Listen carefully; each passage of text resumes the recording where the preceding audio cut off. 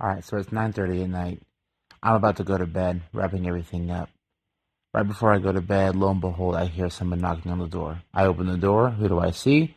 I see two people selling a vacuum, door to door. Normally, I'm not here for the shenanigans, but today, you know what? I'm not about to miss an opportunity to hear someone, pitch a vacuum door to door. So I let these people in. He very immediately asks, "Hey, how often do you vacuum your floors?" I said, "Well, every day." Like a liar. And once he pulls out his vacuum, he puts a little suction, little disc to catch all the dirt that he vacuums up for the first pass. He passes the vacuum and shows me the disc. It's full of dirt. He's like, "You see, sir, this is how much dirt you have on your floor." I was like, "Oh, wow, that's quite a lot of dirt." I never vacuum like ever, so of course there's a lot of dirt.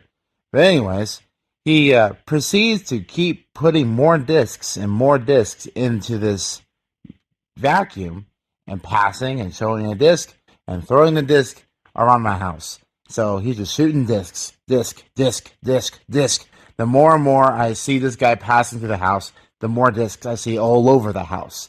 And so he's like, "All right, I want to leave the rest of this presentation for my young guy over here. He's gonna finish it up. I'm gonna go sell more vacuums around the neighborhood." So the guy goes over there and shows me all the cool things that this vacuum can do. Keep in mind, this is a Kirby vacuum. Never heard of the brand, but apparently it's the bee's knees. I go over there and he talks to me about all the great things it can do and about all the fantastic little attachments it has. And then he finally goes with the pitch of how much it costs. I'm thinking, okay, it's a $500 vacuum. It's steep, but it's no big deal. Oh, nay, nay. This vacuum costs $2,600. What in what world does a vacuum cost $2,600? You done lost your mind. I said, "Sir, you are absolutely out of your mind. I'm not paying $2,600 for a vacuum. I haven't paid $2,600 for a car, let alone a vacuum." So I immediately, politely decline his offer.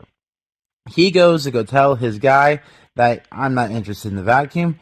He drops his phone, smashes it to a million pieces, just obliterates his phone. So now he can't let the other guy know that I'm not interested. So he doesn't know what to do other than to keep demonstrating what the vacuum can do.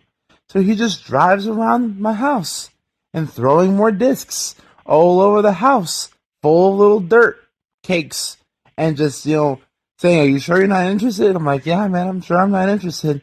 Close to like 10:30 at this point, he is completely defeated and ran out of discs to throw around my house. Finally, the gentleman comes back and says, "Well, have you sold the vacuum?" He's like, "No, he hasn't been interested in hours."